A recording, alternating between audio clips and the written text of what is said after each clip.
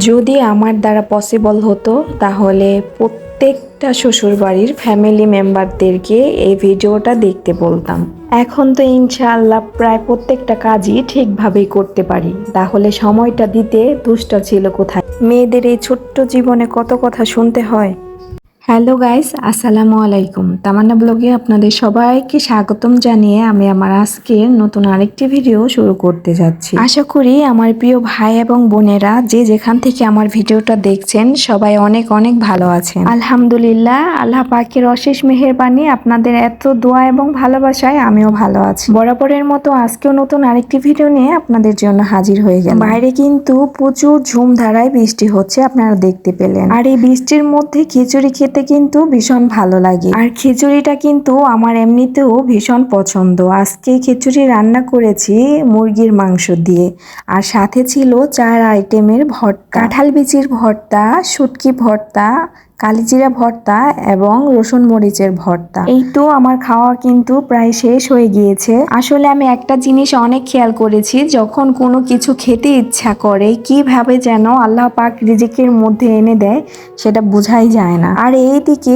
বিকেল বেলা খিচুড়ি খাওয়ার পরে আম ভর্তা করে সবাই খেলাম। আর যাই হোক, এখন আজকে ভিডিওর মাধ্যমে আমি আপনাদের কিছু কথা বলতে চাই। আর কথাগুলো বলার শুরুতেই বলে নিচ্ছি, আমি কিন্তু সবাইকে উদ্দেশ্য করে কথাগুলো বলছি না। সব শ্বশুরবাড়ির মানুষ যেমন ভালো না, সব শ্বশুরবাড়ির মানুষ কিন্তু খারাপও না।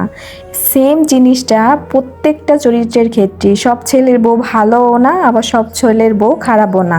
আর ছেলে মেয়ে সব চরিত্রের দিকে একই উপাধি দিব আমি। তারপরও আমাদের আশেপাশে এইরকম অনেক শ্বশুরবাড়ির মানুষ আছে। এই যে দেখুন, আমি যে রুটিটা বানিয়েছি, রুটিটা কি সুন্দর গোলাকার হয়েছে না?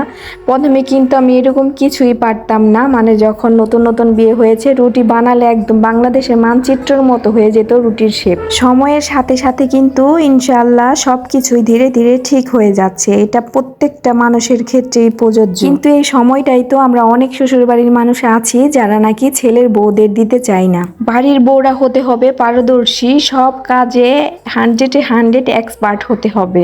এই হচ্ছে কিছু শ্বশুরবাড়ির মানুষের চাওয়া তাদের বউদের কাছে। মনে হয় যেন তারা কোনো অন্য পরিবেশ থেকে একটা মেয়ে নিয়ে আসেনি, অটো একটা রোবট নিয়ে এসেছে, যেটা নাকি তারা সুইচ দিলে যেভাবে বলবে, আলাদা পরিবেশে এসে সাথে সাথেই তারা যেভাবে বলবে, যেরকম ভাবে চাইবে সবকিছু ঠিক ওইরকম ভাবেই তৈরি করে তাদের সামনে দেবে। একটু কিন্তু আমরা শিখে নিলেই হয়, মানে শ্বশুরবাড়ির মানুষ যদি তাদের ছেলের বউকে একটু কাজকর্ম তাদের পরিবেশের মতো শিখিয়ে নেয়, তাহলে কিন্তু অটোমেটিকলি ধীরে ধীরে সবকিছু ঠিক হয়ে যায়। কিন্তু না, এটা তো করা যায় না, এটা তো করা হয় না। বাড়ির বউ শ্বশুরবাড়িতে আসার 4 দিন পরই তার বিশাল একটা লিস্ট তৈরি হয়ে যায়, যে সে এটা পারে না, ওইটা পারে না, এটা করেছে, ওইটা করেছে, মানে বিশাল লিস্ট।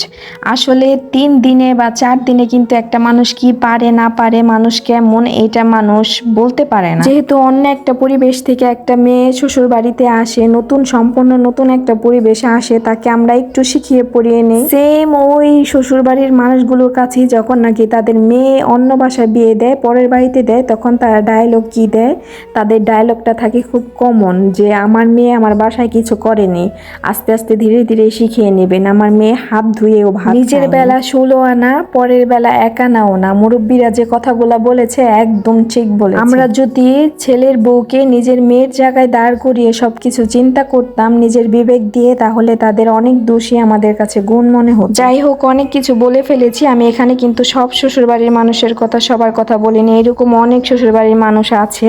আর আরেকটা কথা, আমি ভিডিওটা মেক করছি বলে যে আমি আমার নিজের জীবন কাহিনী নিয়ে এইগুলা বললাম সেটা কিন্তু না। আলহামদুলিল্লাহ ভালো আছি, কিন্তু যাদের মন মানসিকতা এরকম ছোট আমি তাদের সম্পর্কে কথাগুলা বলেছি। দয়া করে মন মানসিকতাটা আমরা সবাই চেঞ্জ করি। তো আমার আজকের ভিডিওটা এই পর্যন্তই। ভিডিওটা আর দীর্ঘ করব না। সবাই ভালো থাকবেন, সুস্থ থাকবেন। আবার নতুন একটি ভিডিও নিয়ে আপনাদের সবার সামনে হাজির হয়ে যাব। আল্লাহ হাফেজ।